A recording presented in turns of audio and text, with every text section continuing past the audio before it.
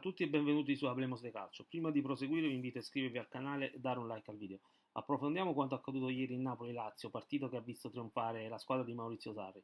Dopo il breve video di ieri cerchiamo di andare a fondo sulla questione.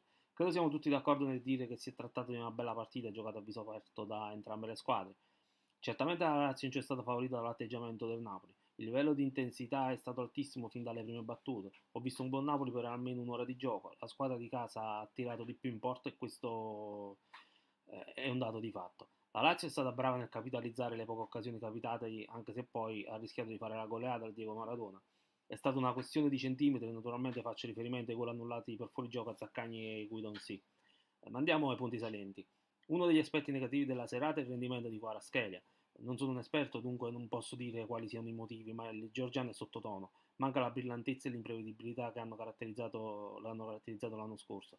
È sicuramente una questione di tempo, sono sicuro che presto tornerà il calciatore fortissimo che tutti conosciamo e per favore non tiriamo in ballo la questione del contratto, qui il problema è semplicemente atletico. Tra le cose che non mi sono piaciute è stata l'ossessione di voler verticalizzare il gioco, ma soprattutto tutte quelle palle lunghe su Osimhen, un po' come si faceva con Gattuso. Il Napoli ha sprecato un sacco di palloni così. Non è stato un caso perché dopo 3 partite credo di poter dire che Garcia voglia sfruttare in questo modo il nigeriano. Sarri si è preoccupato di chiudere bene gli spazi centrali, infatti il Napoli non ha mai sfondato. Osimhen non ha ricevuto un solo pallone giocabile e spesso era costretto a giocare spalle alla porta. A mio avviso il Napoli avrebbe dovuto far girare di più il pallone e sfruttare meglio le fasce, oltre che far partecipare di più alla manovra il nigeriano, il quale avrebbe dovuto svariare di più. Bene sicuramente la catena di destra, così come il centrocampo. A riguardo non condivido le critiche ad Anghissà. Ho notato una certa frenesia che non ha fatto bene e che probabilmente ha consumato sia energie mentali che fisiche. Il gol del 2-1 della Lazio ha fatto sì che il Napoli si gettasse a capofitto in attacco lasciando alla Lazio troppo spazio. C'era tempo per pareggiare, bisognava continuare a giocare sì in modo propositivo ma con razionalità e questo a mio avviso è venuto a mancare.